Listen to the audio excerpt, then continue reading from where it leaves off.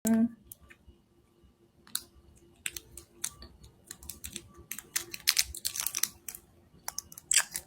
guys! Guys!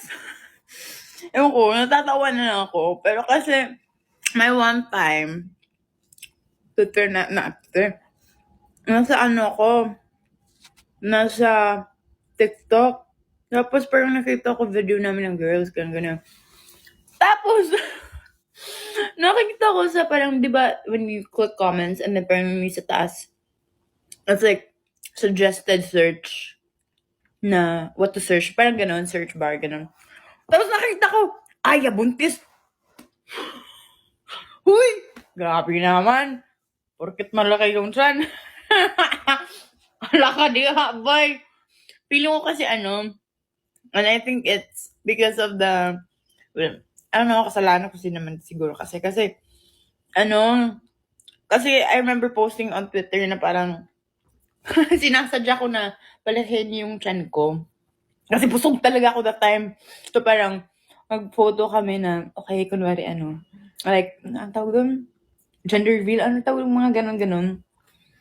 May busog na talaga ako. Tapos nakita ko tuloy sa kinig ko din. Tapos parang, may nagko-comment, si Aya buntis pa talaga, ganon-ganon. Tapos, ayun din, parang nag-show up din yung photo na yun na pinost ko sa Twitter. Parang, shocks. Nakala ba talaga nilang totoo? Uy, feeling ko tuloy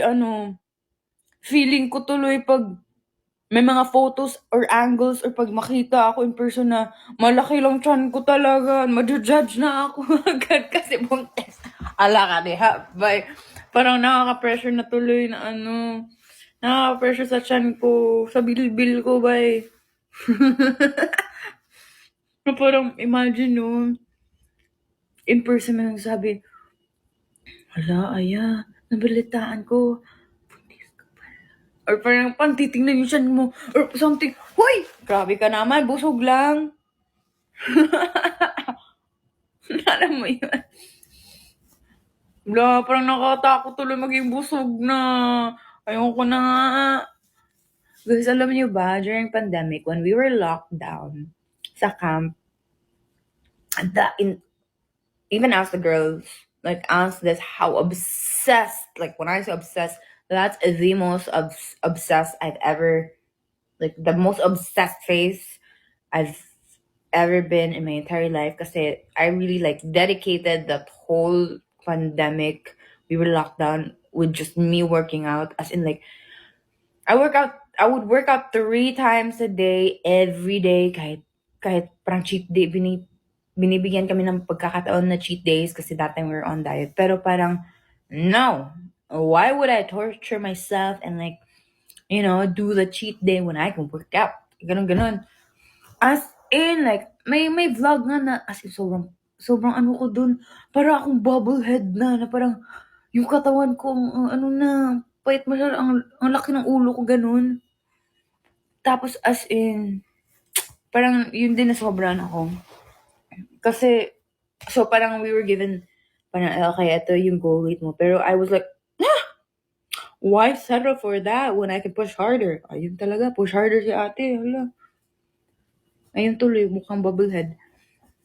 Tapos, ayun, as in, naalala ko that, like, mga 3 a.m., no joke.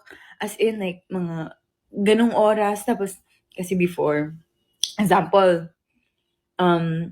Friday, Monday to Fridays, bawal kami mag-order. Saturday, Sunday lang. Tapos, inaantay talaga ng mga girls na mag 12 a.m. Kasi, I mean, technically, that's like a Saturday na if they waited Friday, ganun. So, parang nakaabang mo sila Friday pa lang ng 7 p.m. or 9 p.m. na mag 12.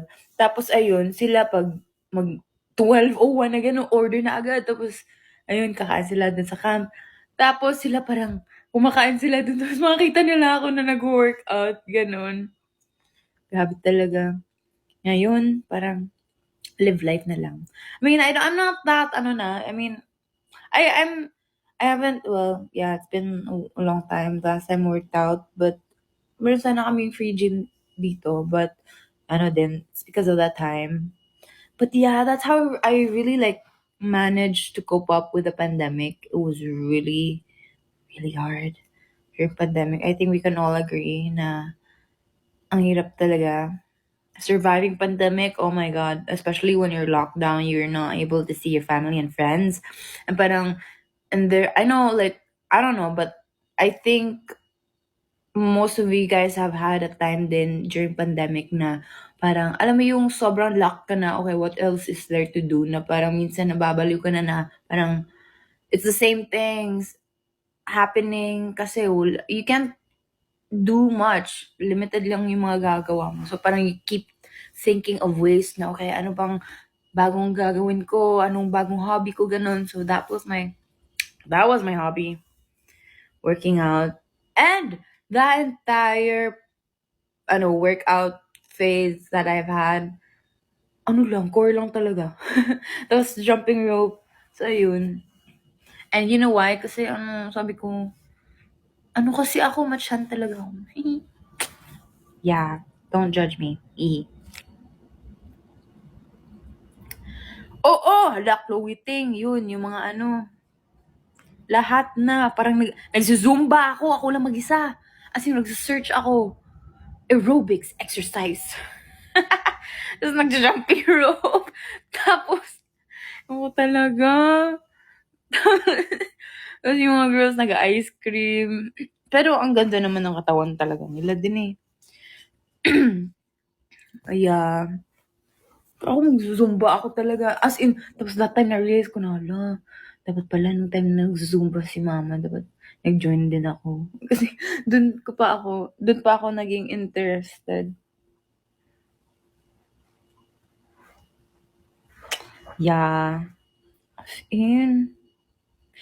Tapos example, pag sa dance namin, kasi we have workout before that, if example yung iba parang, ano ba yan? Workout, ganun. Ako parang, yes. As in, parang ganun ako, parang, yes, mama, bye. Ganun. As in, ganun ako obsessed.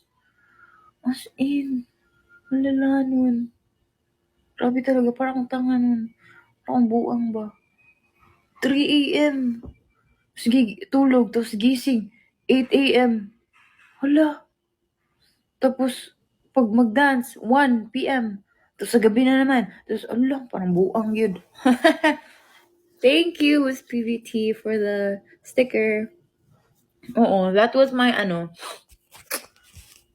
that's how now, my workout is going to school and then going to work. Yun.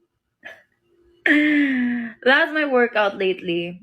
And mental workout, work and school then. Like deliverables, work deliverables. So it's just a lot going on. Yeah.